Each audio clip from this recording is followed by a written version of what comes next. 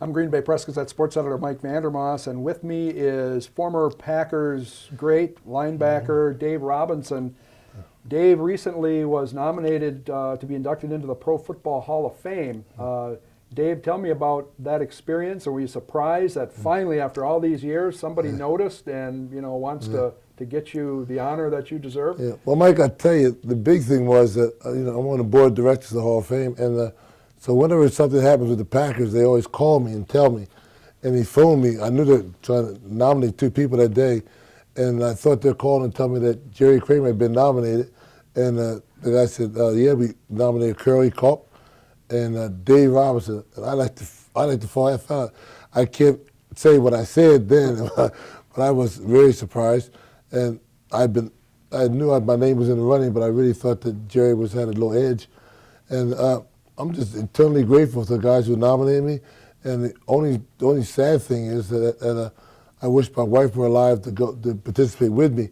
But just knowing that if I ever do get a chance, I'll be able to instead being there next to guys like Herb Allen and Willie Davis, who created my side, and Ray Nitschke. And I think it's a great tribute to the Green Bay Packers left side, as the book says, because that was, if we get in there, we have all pros on that side of the field. Nobody's done that before in football. Dave made a reference to the new book that's out, Lombardi's Left Side, authored by Herb Adderley, Dave Robinson, and Roy Spoils. Dave, in the book, you talk a little bit about the experience in Green Bay, and what was that like for you? Was it a big adjustment coming to Green Bay? Well, I'm from the East too, and Herb Adderley recently was interviewed, and he said that he was the biggest Packer fan in the East Coast. He lied. I am. I'm the biggest Packer fan in the East Coast. But the thing is, I was a Giants fan beforehand. And the Giants passed me up, obviously, and the Green Bay Packers drafted me last man in the first round, the 14th guy taken in the draft. And I didn't know they were taking me. They called me beforehand and said, do you have any other teams that you always want to play for? And I said, the New York Giants. And Dick Vorse was a player personnel director then. He kind of laughed and said, well, would you consider the Green Bay Packers? And I said, of course I would.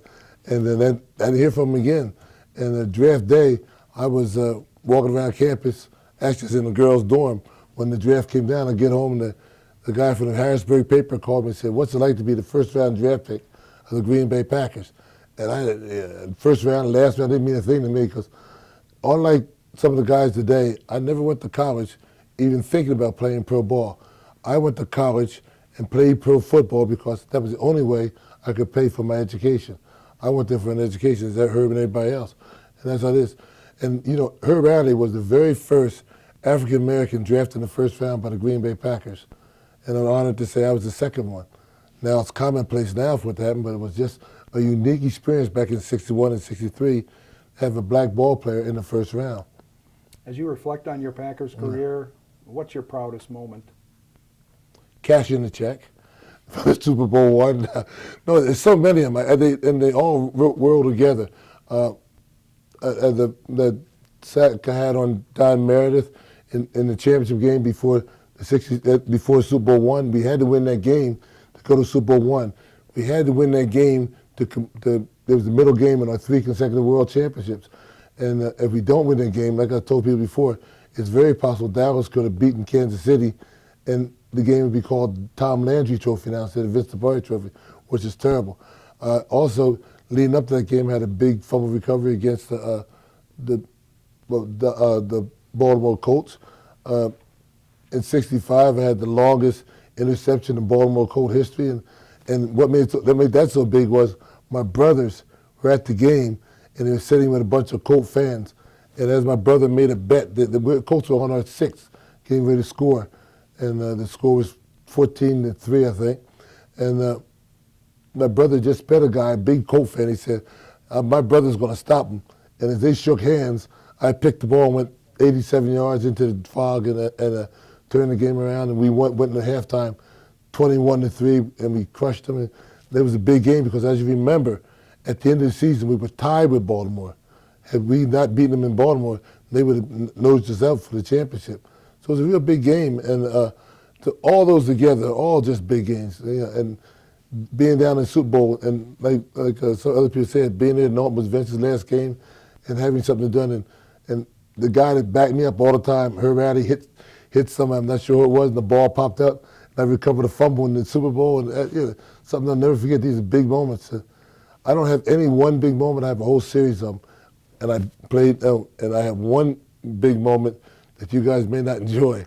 When I came back in 1974 with the Washington Redskins and played the Green Bay Packers, we beat the Packers, and it was a great joy because I crushed Dan Devine.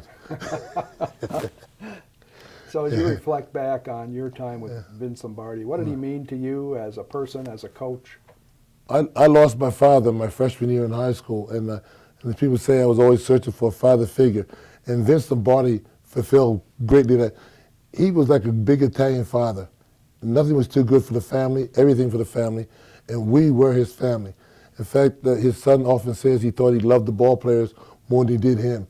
He said it tongue-in-cheek, I think, but Vince was treated us like that, and he treated us all like equals, and he did so many things. I didn't realize at the time that I was going to be the first black linebacker in the National Football League, but Vince did, and he took it very seriously and called me aside and told me. He said, we're not going to publicize it, and anybody says anything to you, to refer them to me. But he said he didn't want any distractions on the team, but he knew what it meant. And at the time, all I wanted to do was play football, get a check to support my family. I didn't realize what the social implications were. Vince Lombardi always had a grasp on that, and he made sure that I acted in a way that he thought was appropriate. Not how I thought was appropriate, how Vince thought was appropriate. And he was quite a leader. He did little things that I tell people all the time. Every Thanksgiving, he had all the families come together in a family-style part dinner. And the only thing we had to do after the dinner was bring your family up and introduce them to Vince Lombardi Marie before you left. But what he did, he taught us the social graces. Whenever you go to a party or anything else, you should always thank the host before you leave. And we were a little dumb. We were dumb football players. But Vince knew he got us in the habit of always going by and see him and Mr. Lombardi. Plus, as we went by and introduced him to our families, he watched the family grow. He kind of bonded with my family. My boys would go back home to New Jersey, and they put their chests out. Vince Lombardi knows my name, And that's how he did that thing. I was in sales for a long time, and I realized that, and Vince did it very well, if you want to really impress somebody, don't do something for them. Do something for their children, and they will be more impressed with you than if you give them $1,000, they'd rather you give old beat-up football to their son. Finally, Dave, what would it mean to be inducted into the Hall of Fame, and are you cautiously optimistic? Yeah. Optimistic, and I don't like to talk about it because I'm superstitious also, but it means a whole lot. And like I said, in '64, that some of the things are going on. I went through all the stuff during the '60s and how hard it was to play as a black ball player in the National Football League and in down in Green Bay. '64, I started saying my wife was one of the first black wives to come to Green Bay, if not the first. Elijah Pitts' wife came the same year, I know for sure. But it was a whole new experience for her. And the one thing is, I would like to get that election to the Hall of Fame so I can tell her, baby, we made it. Not me, but we, the two of us. She went through all that with me, and it's hard to fathom what she did. Because when I walked down the street, everybody assumed I was a Green Bay Packer. When she walked down the street in those days, everybody assumed that she was a go-go dancer in one of the local clubs.